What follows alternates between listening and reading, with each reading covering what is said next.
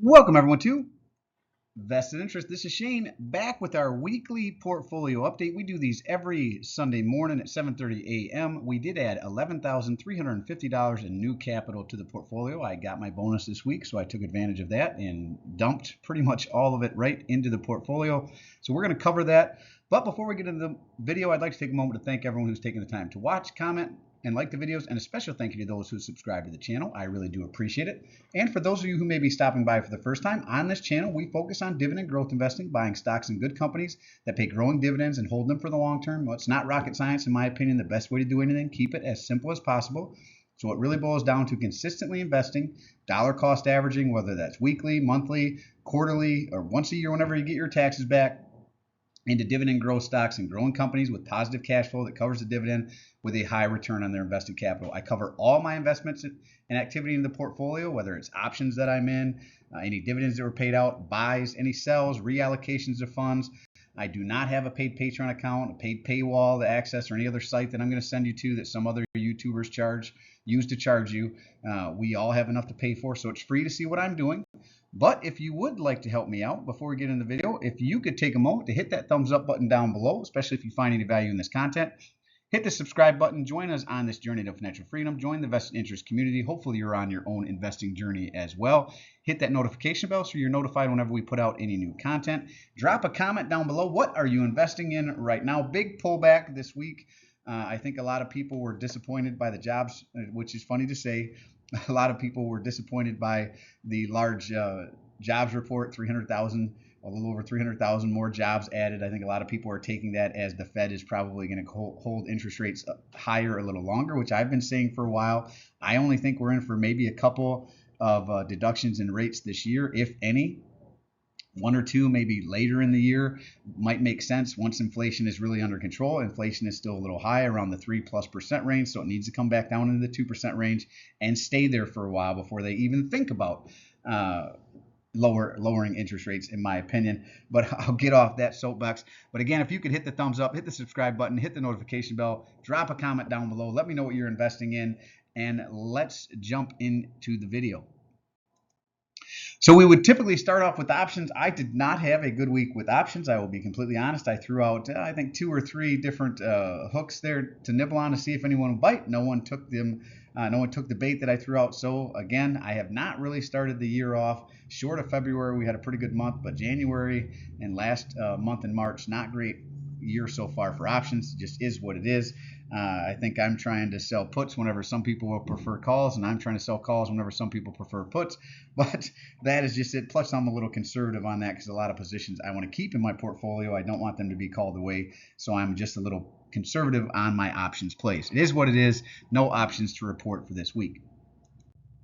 We did get a lot of dividends. 3 different companies paid in. We'll start off on April 1st. Nope, it wasn't April Fool's for this. Union Pacific did pay us out dividends. They paid us $50.57. And we do have the DRIP set on the portfolio. So that means, for those of you who don't understand what that means, DRIP stands for Dividend Reinvestment Plan. And it just means anytime a company in the portfolio pays out dividends, those dividends go right back in, right? Union Pacific, ticker UNP out of the industrial sector, in this case, paid us $50.57. So those funds go right back in and buy more shares. That's what DRIP means, right? Some people turn it off and they just reallocate the funds themselves. I have it on, so it just goes right back into the same company that paid out the dividends. The $50.57 paid out bought us 0.20703 more shares. And those new shares, it's fractions of a share, so not even a full share, added an additional $1.07 in passive income. And that is that dividend snowball in effect, right? That's part of it. We add new capital, right, which we didn't to Union Pacific. We've already got shares of Union Pacific in the portfolio. Those shares pay out dividends. Those dividends buy more shares. Those shares pay out more. And then if Union Pacific starts raising their dividend again, that would increase that snowball a little faster. And then if we added capital where we bought more shares, that would go a little bit faster yet. So that is that dividend snowball. That is what that means whenever you hear people reference dividend snowball. We received more dividends on April 3rd from HP Inc., ticker HPQ. This is out of the information technology sector. Paid us $61.21. That $61.21 went right back in and picked up 2.06895 more shares. Those 2 shares and some fractions of a share added an additional $2.28 in passive income over the next calendar year. And we weren't done. One more company, Owens Corning, ticker OC, out of the industrial sector, paid us a whopping $26.85. We'll take every penny we can get. And that $26.85 bought 0.15555. Did I say that right? 0.15552 shares of Owens Corning. And those shares, fractions of a share, they're the 0.15552 shares, added an additional 37 cents over the next calendar year. But again, we'll take every penny. I know that it doesn't look like much, right? Only $26.85 in dividends, but that's how you start out. You start out slow, the positions get bigger over time, and the dividends get bigger over time as they go. And the passive income added gets bigger over time. Again, that's the dividend snowball. That's the idea. Let time do its thing. Time's going to pass anyway, so you might as well use it to your advantage. Finally, we get into the new invested capital here on April 1st and April 2nd. This is when we did most of the heavy lifting in the portfolio. We added the majority of the funds, and like I said, I did get paid my bonus this week. So primarily, this is all funds from my bonus. I didn't have to pull any out of savings, so we do have a little bit left over in savings that were, squirreled away for a rainy day. That we may end up investing over the next calendar year, but I may just leave that in there. My savings right now is getting 4.35%, so I don't mind that high interest savings go ahead and doing its thing either on the side. I don't cover that in this channel, but if you do not have money in savings, you should have at least 6 months to a year worth of your bills, and that's your monthly bills, your housing bills, so your mortgage or your rent, your utility bills, so your water, your electric, your heat bill, all of those. If you have a car insurance and a car payment, you want to have those, and estimated for your food as well. You should have 6 months if you're fine with it, a year if you're more conservative. We have 6 months to a year personally at all times in that. And then it also gives you a little bit, whenever the market really pulls back, you can go ahead and dip into those funds and add it into your portfolio and then replenish those funds over time. But anyway, back to the portfolio update here. Invested $10,825.07, and with those funds, we're going to go in reverse order here. On the first, we picked up 42 more shares of Comcast Corp, ticker CMCSA, and we did that because Comcast went ex-dividend on the 2nd, so we wanted to jump in and make sure that we got the 42 shares before it went ex-dividend, and we got paid out on those shares as well as the ones we already have. Those 42 shares we picked up for $42.20 per share. And I mentioned it last week that once I got my bonus, or if I was just going to take it out of savings, if my bonus wasn't coming in this week, it just happened to show up on Monday. So we went ahead and we bought 73 shares. Didn't get us quite to 100 shares of American Waterworks, ticker AWK.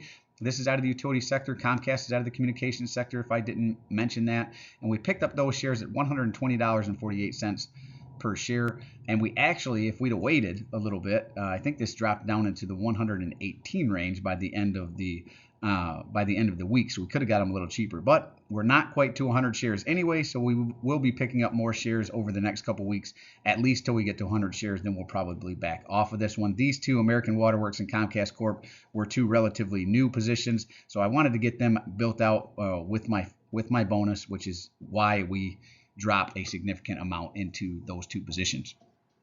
Comcast is another one I'm probably, even though we've got it to 100 shares now, I'm probably going to nibble on because I think this one also dropped down into the $41 range, so it's slightly under my cost basis. I might add a few more here. I'd like to get it to 150 to 180 shares, similar to like our Bank of America position or a couple other ones about that same size.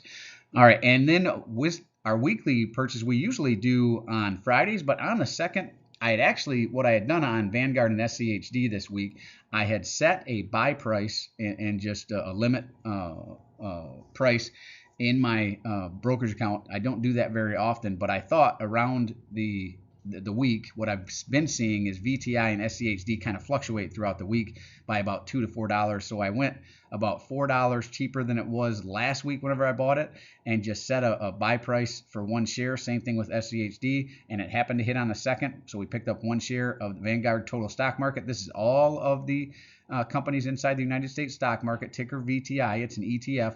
We picked it up at $257.50. And this one we're buying every week, right? Regardless of what the price is. But what I'm trying to do here is kind of set it in that range. Like I said, I feel like it's fluctuating about $4 to $5 over the course of a week. So I'm trying to set it at the low end of that $4 to $5 range and set my buy there rather than just waiting till Friday and paying whatever it is.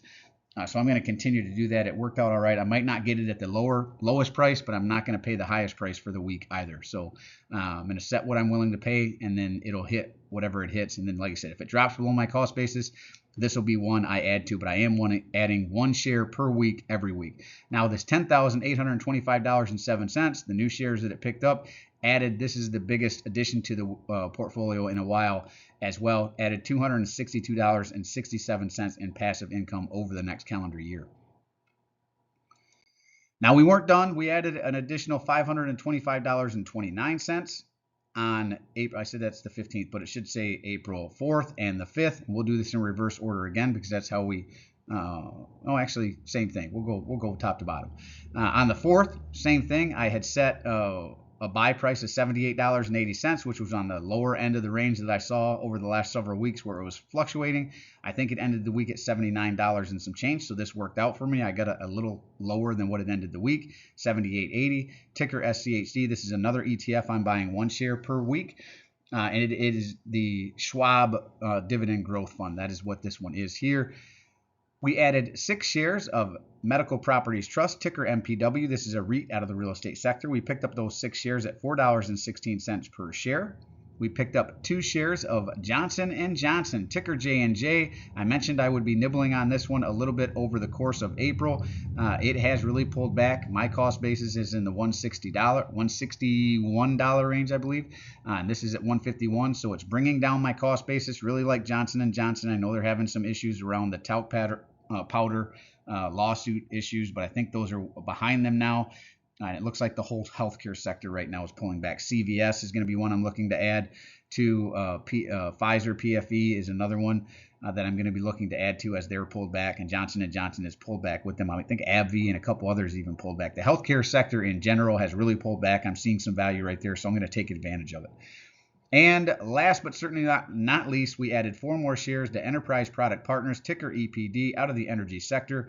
This one was actually over my cost basis, but even adding these shares didn't bring my cost basis of where it sits at 15% of the 52-week low. So I took advantage of adding some more here, $29.40 to Enterprise Product Partners, again, out of the energy sector. And real estate sector, Johnson & Johnson healthcare sector, and MPW, EPD, Enterprise Product Partners, out of the energy sector there, if I didn't mention that. Passive income with the $525.29 and the additional shares picked up there, $24.32. Fall total, we added $11,350.36 in new capital.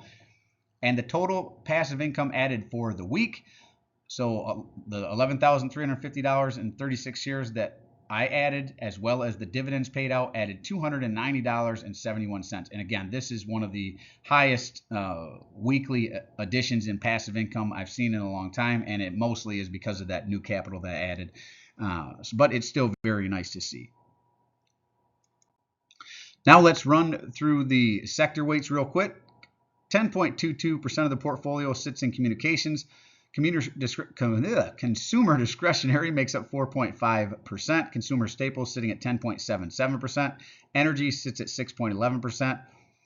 Financials makes up 6.28% of the portfolio. 14.72%, largest piece of the portfolio, is in healthcare, and I am adding to it, right? So I don't want any one position or any one sector to be more than 20, or let's call it 25% of the portfolio. This is really pulled back, so I'm going to take advantage of it and add to healthcare while it's down. Now eventually it'll turn around and we'll have to watch this and start adding to other sectors as they pull back as well, or even this out a little bit. But for right now, I'm going to take advantage of the pullback in healthcare and continue to add there. Like I said, CVS, Pfizer, Johnson & Johnson, I'm going to be adding there over the month of April at least. Industrials makes up 7.22%. Technology sits at 6.84%. Cisco is one I'm going to as well. They've pulled back under my cost basis, so I want to add to that company. Really like Cisco. Materials sitting at 11.53%. Valet, adding to that one pretty heavily, have been for the last month, going to continue to do so. It's under my cost basis. Utility sitting at 9.05. Like I said, we're going to still nibble on AWK till we get it over 100 shares. Then we might back off a little bit. REITs and real estate makes up 10.78, and ETF still this small sliver here at 1.98% of the portfolio. Now, what a lot of you like to see every week, and I'm going to show this every week, whether I'm up, whether I'm down, whether the market's up, whether the market's down, whether my portfolio and the market are floating sideways, I'm going to show you what a real portfolio looks like, built out over time. That is part of the purpose of this channel. I want to give those of you out there who maybe have not started your investing journey the confidence and an example to see of what it actually looks like. I'm just like you. You know, I go to work Monday through Friday, sometimes on Saturdays and Sundays whenever I have a project going on. I have 2 kids. I'm married. You know, I was out raking my leaves, raking my grass and leaves up from the winter here today. So I live my life the same way you do. Maybe I make a little bit more money. That is what it is. But you can do the same thing that I'm doing. You don't have to have a background in finance. You don't have to be some financial guru. You don't have to pay someone to manage a portfolio for you. You can do it. It can be small amounts. You know, you could be investing 10% of what I am, 5% of what I am, and still get similar results over time as your portfolio grows. And that's the whole purpose of this channel. So I want to show you my portfolio. That's why I do this every week. And here in this column are the tickers. This column, total shares I own of each position. Current price as of the close of business on Friday, or whatever, you know, if it's not a close of business on Friday, sometimes the market's closed on Friday, like when it's closed on Good Friday, so it'd be as of Thursday, but this week the market did close on Friday. Current price as of Friday, market value as of the close of business on Friday, average cost per share. This is my average cost per share. My purchase price, this is how much I have into each position. Whether I'm up or down are going to be found in these 2 columns, right? The total return here, the percent return here. If it's in the green, I'm up. If it's in the red, I'm down, right? So you're not going to be up on all your positions in your portfolio. Sometimes you're going to have big pullbacks like, right, MPW down 48.60%. I think they're past their issues and they'll turn it around at some point. So I'm still nibbling on this one, right? And I'm down. So that brings my cost basis down every time I do that. And then you have other positions like Owens Corning up 86.96%, right? I'm not really adding there because it's above what I want to pay. But if it does pull back, you know, back to maybe, what is it, $105.23, I might add, even if it doesn't pull all the way back there, if it was to pull back by 30% or something like that, I might add a little bit because my average cost per share is only $92.35. So I could bring it up to $105.23, but I'm not going to do it right now when it's 86.96% up and just went up again this week by like 5%. I'm going to wait for more of a pullback there. So this also, when I see red in my portfolio, I look at those as buying opportunities. If I liked Enbridge, for example, at $37.35, that's my cost basis. I should like them when they're lower than that at $35.35. The market seems to be the only place where people see things on sale that they were going to pay a higher price for the week before, and then they don't want to buy them all of a sudden. Well, like I said, if I was buying it at $37.35, I should be buying it at $35.35. It's cheaper. Why wouldn't I, right? It brings down my cost basis, brings up my dividend yield, and brings up my potential future returns. What sector each company falls in. So what we saw on the previous page was the total sectors. This is by position, whether they're a quarterly, monthly, semi-annual payer. I will say, I think I mentioned this several times before, but I will say it again for any of you who are new. I know BABA only pays out once a year. I'm hoping that they get to at least semi-annual, if not a quarterly payer here at some point. But I can't put extra columns for companies. I'm just going quarterly, monthly, and semi-annual. Even if they pay a couple times a year, once a year, that's where they're going to go. Same thing with Valet. Typically, it pays 2 times a year, but sometimes they do a special dividend in there where they pay 3 times a year. Same thing with Siboney-Stillwater here, SBSW. Typically, they pay 2 times a year, but sometimes they pay 1 time a year. Sometimes they pay 3 times a year. They're still going to fall in the semi-annual column.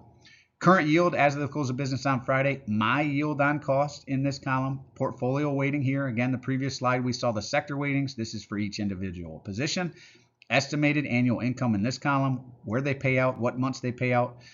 Dividend growth, this is the year-over-year growth. I know some people look back 5 years or 10 years or whatever. I look at the most recent. What is the last year of dividend growth? And then I tally it up and give you an average at the bottom. And where it sits at 15% of the 52-week low. This one I kind of touched on a minute ago. Let's go back and use the same reference here. We can use, actually, let's use, which one's above my cost basis? Well, we can go back to Owens Corning, for example. Owens Corning, right? My cost basis is $92.35. It currently, $105.23 is where it would sit at 15% of its 52-week low. Obviously, it is much higher than that at $172.66. That does not necessarily mean that I cannot add to this position. I mean, I am not adding to it right now. I'm looking for more of a pullback. But if I was to add to it, I could add to it up to 105, up to where it changed the average cost from $92.35 to $105.23. I hope that made sense, right? So this gives me kind of a top line of where I want to sit for my average cost per share, right? And it also allows me to, as companies run up, it allows me to continue to add to them even though they're above my cost basis, okay? Now, total shares, I'm sitting at $6,348 or 6,348.172 shares, not dollars. Market value sitting at $238,525.12. I have $228,531.94 into the portfolio. I am up $9,993.18 or 4.37%. And if you were watching the video last week, this was a little over 6%. So that gives you an idea of the ups and downs, the fluctuations of the market. 1 week you're up 6%, 7%, 8%, and then the market drops and you're down, to 4%. And this has been even negative. If you were following along with me several months back, 4 or 5 months back, I was down 3%, 4%, right? So that's the ups and downs of the market. You shouldn't freak out whenever you see red unless something has changed with the company. If the fundamentals of the company have changed, then you should be worried. But if a company's fundamentals are the same as what they were, and you should be looking at the fundamentals, looking at the balance sheet, the debt to equity ratios, what does their free cash flow look like? Are their revenue growing? Is their margins expanding? How do they make their money? Are they forecasted to continue to make money? Now, if all those things are good, and growing the way you want them to grow based on the criteria you have set up and nothing's changed with the business, if it pulls back like Vale by 12%, that should be a buying opportunity. You should be adding more capital to it. And that's what I'm doing right now. I'm taking advantage of Vale being back down in the $11 range. I want to bring down this cost basis, bring up my dividend yield, and bring up my potential future return. I still believe Vale is a great company, so I'm going to continue to add to it, and I look at this as a sale. Now it's 12% cheaper than what I was paying for it before. That's how I look at that. So we'll jump past that. Current yield 4.331%. My yield on cost 4.52%. And this is what I focus on. I don't focus on whether I'm up or down. That's not what I'm looking for. I am looking at this. That's why it's circled in red. The dividends paid out, the passive income, the annual dividends paid out by all the positions in the portfolio, all the positions are now paying me $10,329.80 in passive income. And this continues to go up every week, every quarter, every year as I add more capital, as the companies in the portfolio increase their dividends. And that's what the yellow here is. These are companies that have already increased their dividends for the year. So as I add more capital, as these companies increase their dividends, and as they pay out dividends and the DRIP does its thing and buys more shares with those dividends paid out, this will grow. That is the idea. And eventually I'll be able to turn off the DRIP and use those dividends to live on, right? To pay my bills, to pay my mortgage, to pay for my gas, my groceries, whatever I need it to pay for. Whenever this right here pays for all of my bills, I'm done working. That's the idea behind this type of investing. And the dividend growth sits at 5.72% over the next year. Well, that is it for this one. As always, appreciate you stopping by. If you haven't done so already, don't forget to show me some love. Hit that thumbs up, ring the notification bell. Most importantly, subscribe to the channel. Join us on this journey to financial freedom. Join the vested interest community. Hopefully, you're on your own investing journey already. And let me know what you're investing in. How is your portfolio doing? How are you doing overall? And I'm not necessarily talking about are you up or you down. I'm talking about how far along in the journey are you? Is your dividends growing? Is your investing criteria working? Do you see positive growth in your portfolio? Just because you're down doesn't necessarily mean that there's not positive growth in your portfolio. Is your dividend income growing? Now if got a bunch of companies who have cut dividends and your dividend income is decreasing, well, maybe you need to readdress how you're investing. And maybe you're investing criteria is different than mine. Maybe you're a growth investor. Maybe you're not chasing dividends. Maybe you're not looking for passive income. Maybe you're looking for more growth. You're a younger investor looking to try to build that nest egg and then switch over to income plays later. And that's fine. Love to hear from you. Let me know what type of investor you are. What are you investing in? How is your portfolio doing overall? I do personally read and respond to the comments. I'm always interested to read your questions, opinions, or suggestions for future topics. And this is Shane signing off, wishing peace and prosperity to you and yours. And remember, financial security comes to those who take a vested interest. Hey, thanks for stopping by. Hope you have a great weekend, and we'll see you in the next one. I'm not a financial advisor. Nothing in this presentation should be considered financial advice. I'm only sharing my opinion and investing journey for educational and entertainment purposes. Investing involves risk. You can't just money and should never invest any amount not comfortable losing. Always do your own research. Invest based on your situation, circumstances, and select criteria, or seek the advice counsel of a certified financial advisor.